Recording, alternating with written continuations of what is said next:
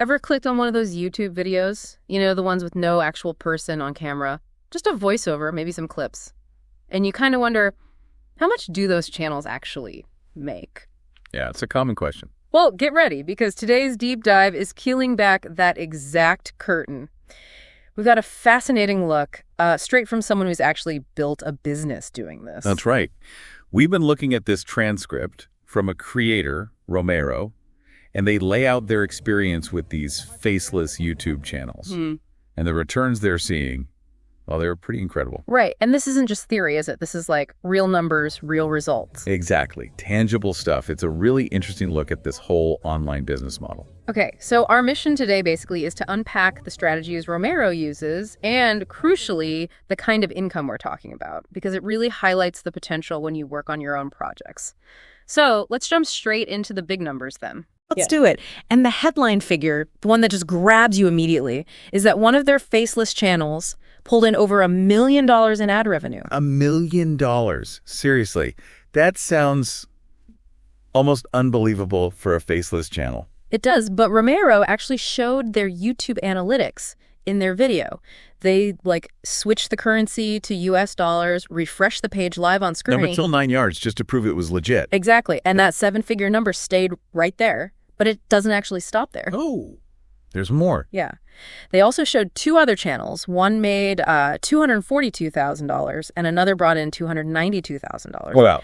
Again, showed in USD, page refreshes, the works. So you add it all up, and we're looking at over $1.5 million from just these three faceless channels. Okay, that's genuinely staggering. Over $1.5 million. It definitely makes you rethink what's possible, especially with, these kinds of personal online ventures. Now, the question that immediately pops into my head, and probably yours too, is why stay faceless?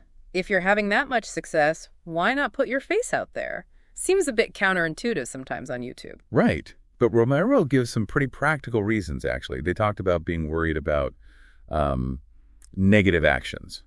Things from competitors, maybe even viewers who get upset. Like what kind of actions? They mentioned stuff like botting, using automated programs to mess with views or dislikes, that kind of thing. Ah, right. Nasty stuff. Yeah, and mass reporting the channel, comment spam, things that could really damage the channel's standing. Okay, that makes a lot of sense, actually. Putting yourself out there does open you up to more scrutiny, maybe negativity. Going faceless is like a shield. Lets the content speak for itself, sort of. Yeah. But then that raises the other big question. If you've cracked the code, if you're making that kind of money, why tell anyone? Why share the secrets? That's always the question with these things, isn't it? And Romero was pretty upfront about it. They basically saw other people selling courses, YouTube automation secrets, for hundreds, sometimes thousands of dollars. Right, the classic gurus. Exactly. And apparently some of these courses were even using Romero's own channel stats, like their analytics, as proof that the system worked, sometimes without permission. Oh, wow. Okay, so they were being used as an example by others selling expensive info. Pretty much. So Romero's angle seems to be, well, if people are profiting off this model, maybe even using my results, I might as well offer my own insights based on what actually worked for me. And offer it for less, presumably. Yeah, they set up their own community with resources, tutorials, all that stuff, but at a much lower price point. Kind of like providing the real deal directly from the source and maybe undercutting the expensive courses. Makes sense. So, okay, let's get into the nitty-gritty. What kind of content are we talking about here? What's the niche that's generating this $1 million channel? The main niche they discuss is celebrity news. Daily updates, gossip, drama in the entertainment world, that sort of thing. Ah, okay. High volume, always something happening there. Definitely. And the strategy seems to be reacting really fast to whatever's trending. Romero even admitted they sometimes jump on a story without knowing all the details beforehand. The main goal is just to catch that wave of public interest. So speed and relevance over deep expertise, maybe. In that niche, it seems so.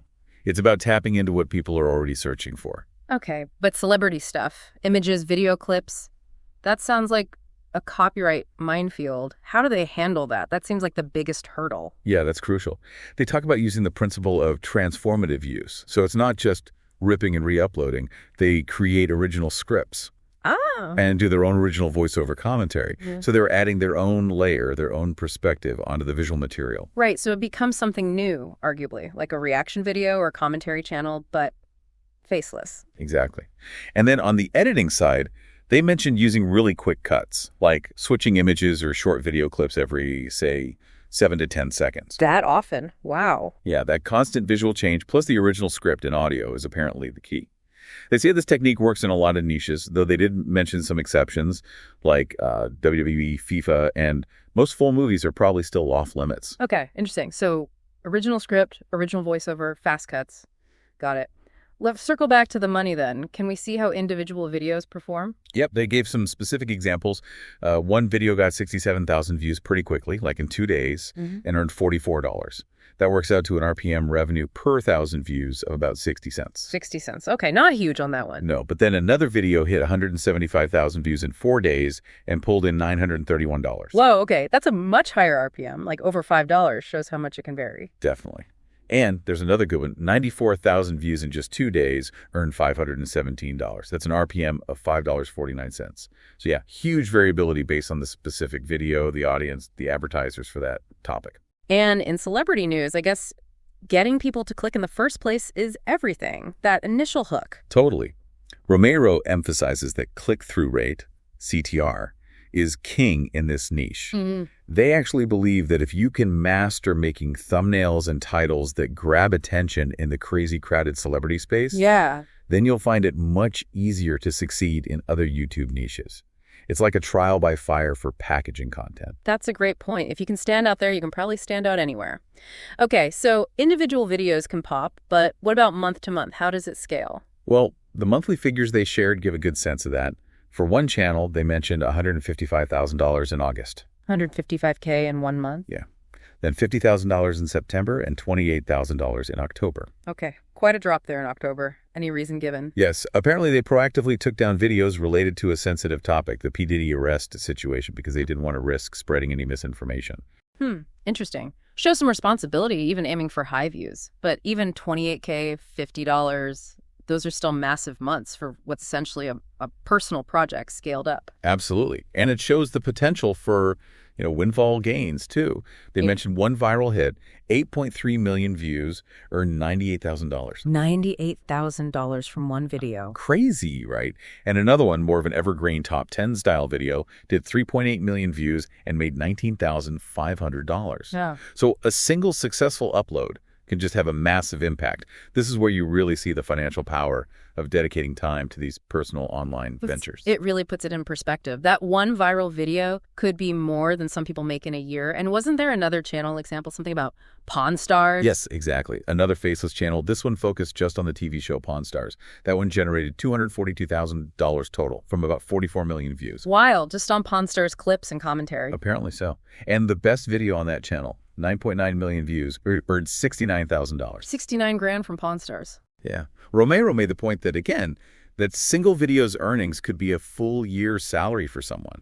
Yeah. It just highlights the potential return on effort for these kinds of projects. Yeah. Oh, and they mentioned uploading like 10 videos a day on that Pawn Stars channel. 10 a day. Okay, so volume and consistency are clearly a big part of the strategy there too.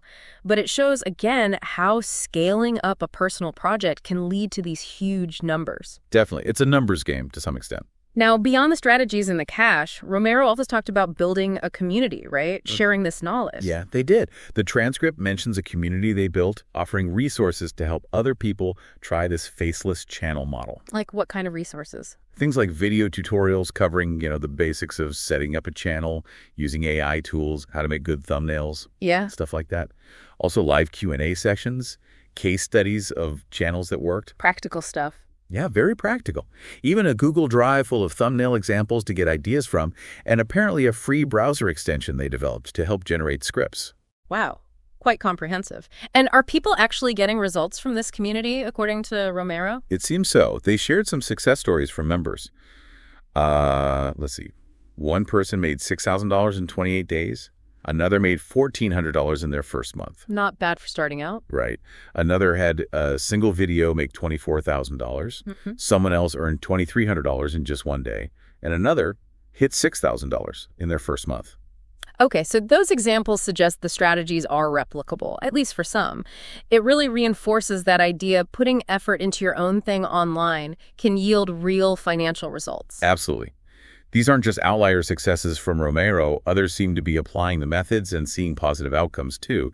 It underlines the potential when you learn and apply these techniques to your own personal projects. So if we just step back and look at the whole picture, we're seeing real people making serious money, like potentially life-changing money with these faceless YouTube channels.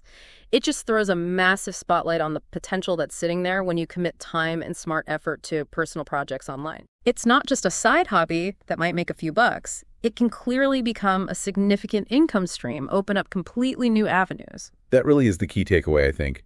Maybe the celebrity news niche isn't for everyone, obviously, but the core ideas, finding a niche, figuring out the content, dealing with copyright, focusing on what gets clicks, those principles apply much more broadly. Right. To almost any online project. Exactly.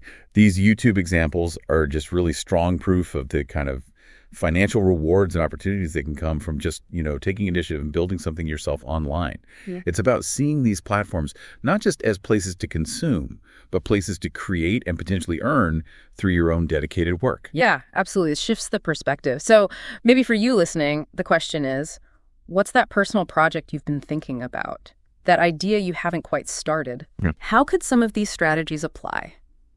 Thinking about your niche, your content, how to grab attention on whatever platform you choose.